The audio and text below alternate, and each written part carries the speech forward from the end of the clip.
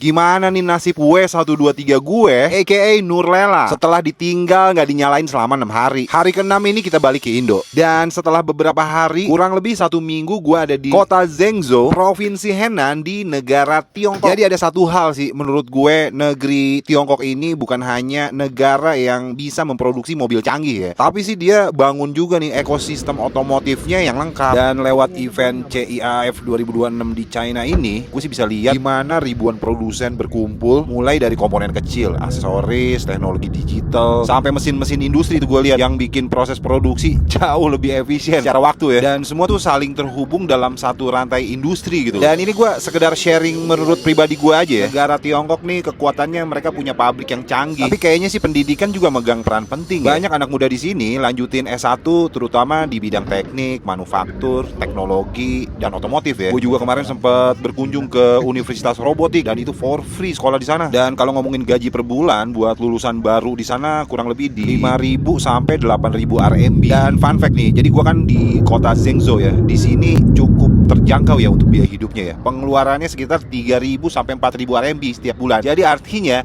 bisa memenuhi kebutuhan hidup sehari-hari, cukup nyaman. Artinya apa? Bisa ada ruang untuk nabung tuh buat beli kendaraan. Jadi mulai kebuka nggak sih dari situ? Industri otomotif di Tiongkok berkembang begitu cepat. Dan gue sempat ngobrol sama warga lokal untuk bicara Zhengzhou, kendaraan bukan untuk masalah gaya hidup nih. Jadi buat alat mobilitas yang penting ya, buat kerja, buat jalanin bisnis, buat mungkin berkunjung keluarga, sampai mendukung aktivitas sehari-hari gitu kan. Nah di situ udah bisa disimpulin tuh. Jadi ketika kebutuhan kendaraan tinggi, yang lainnya bisa ikut tumbuh tuh, kayak industri suku cadang, perawatan mobil, modifikasi, terus aftermarket pun pasti ikut tumbuh bersamaan. Mungkin hal-hal itu pembelajaran terbesar buat gue yang kita bisa bawa ke Cifor Bogor dari Zhengzhou, Tiongkok.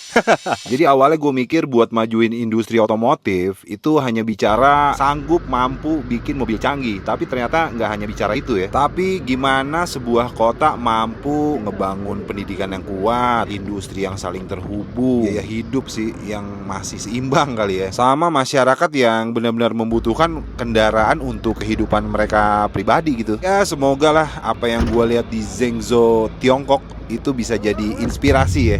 Amin. Bahwa kemajuan industri bukan terjadi dalam semalam, tapi bicara investasi SDM buat nyiptain inovasi-inovasi untuk menciptakan teknologi canggih di masa depan, khususnya buat Indonesia. Gokil. By the way, gue sampai juga nih di rumah. Gokil, gue ketemu Nurlela. Nggak ngerti nih, Nurlela setelah 6 hari nggak dinyalain. Semoga sih bisa hidup ya. Kita lihat besok deh Nurlela nyala apa enggak. Sekarang acara puncak, gue mau rebahan dulu.